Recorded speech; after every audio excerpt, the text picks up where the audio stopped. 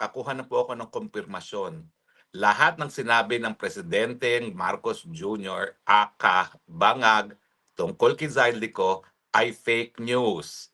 Kumpirmado po, hindi siya naaresto. Kumpirmado po, hindi nakadetena si Zaldi. Kumpirmado po, ligtas si Zaldico. So mga Pilipino, mga kababayan, hayan po, for the record, ang ating presidente ang siyang nagkalat ng fake news. Confirmed, confirmed, confirmed. Pero nais ko rin pag-usapan, bakit ba nagagalak tayo na fake news yung pagkakaaresto kay Zaldico? Hindi ko naman po sinasabi na hero si Zaldico ha. Hindi ko po sinasabi na walang pananagutan si Zaldico. Darating at darating ang punto na kinakailangan harapin din ni Zaldico ang pananagutan. Pero sa ngayon, importante kasi yung siniwalat ni Zaldico. Hindi po pwedeng magmilinis ang ating presidente, aka Vangag, at sabihin na ang kanyang administrasyon ay sineryoso ang korupsyon dahil si Zaldico ang nagbigay testimonya na ang presidente ang arkitekto ng korupsyon pagdating po sa flood control scam at sa scam ng infrastruktura. Hindi po mabubura na bagamat siguro may pananagutan si Zaldico kung hindi siya nagsalita na siya mismo ang nag-deliver ng 25 billion na kupit. Kupit pa ba yun? Napakalaking kupit naman yung 25 billion na yun na kinurakot kay Marcos Jr. Wala tayo ngayong testigo na naglantad ng ganyang katotohanan. At siyempre, hindi gaya ni Madriaga, kapanipaniwala ba si Zaldico? Well, siyempre, unang-una, wala naman pong talagang magdududa na si Zaldico ay malapit na malapit, hindi lang doon kay Tambaluslos, kundi kay Bangag Jr. mismo. Bakit? Dahil alam natin na supporter na talagang matindi si Zaldico ni Marcos Jr. Nung kampanya, ako, tatayong testigo na yung Agusta helicopter na pressurized na merong sariling radar kaya kaya niya lumipad sa ulap, no? Naiwan kaming lahat dahil yung helicopter lang ni Bangag ang merong radar nung kami nagpunta sa saan ba 'yon? Sa Apayao ba 'yon? Yung Kilabernos papunta ng Kalinga, hindi na kami nakasunod dahil siya lang yung may helicopter na may radar at maulap. Yan po, gamit 'yon. Helicopter 'yon ni Zaldico.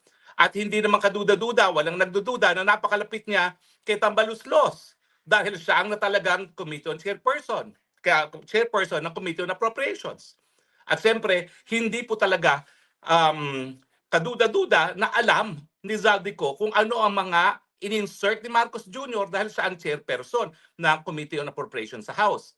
Bakit mas importante pa yung papel niya sa pagbuo ng budget kaysa sa senador pagdating sa pantao ng budget?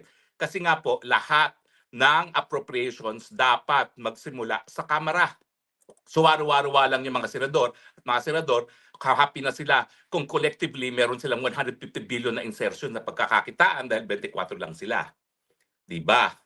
So, wala pong kaduda-duda, may kredibilidad si Zaldico, hindi gaya ni Madriaga na dinideny ngayon ni VP Sara na hindi man lang niya kakilala yung Madriaga yan at tanging ebidensya niya na magkakilala daw sila ay larawan na alam mo naman natin, pag politiko ka, no, talaga namang ikay nagpapapicture-picture, no? Otherwise, walang boboto sa'yo, di ba?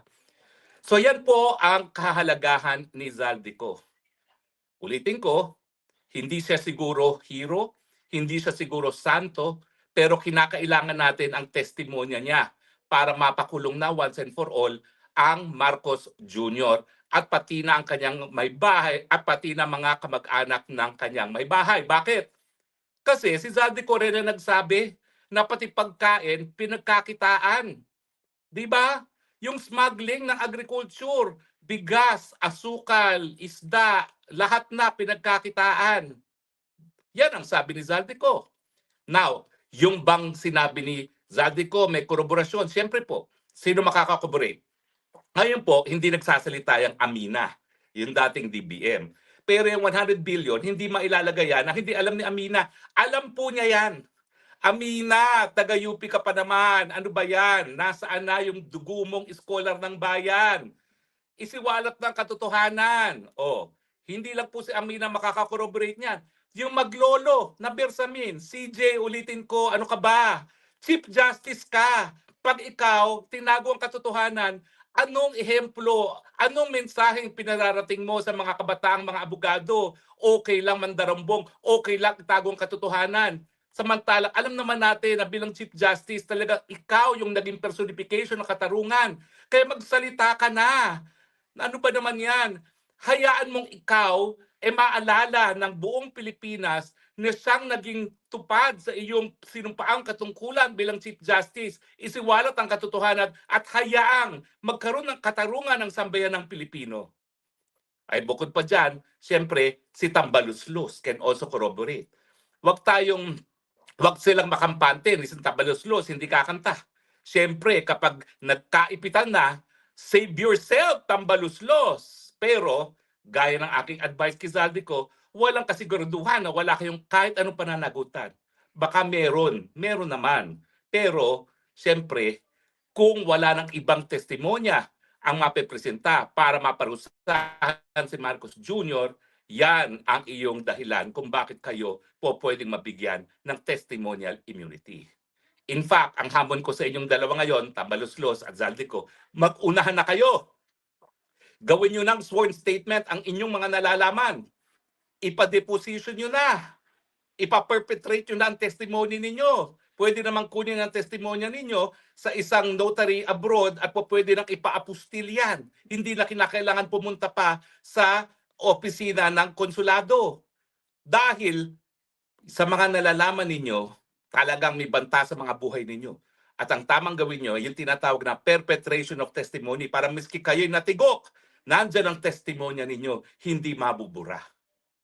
But in any case, masaya po ako ngayon dahil hindi po makukuha ng Administrasyong Marcos si Zaldico ang pinakamatinding testigo na magpapatunay Marcos Jr., arkitekto ng korupsyon sa Pilipinas.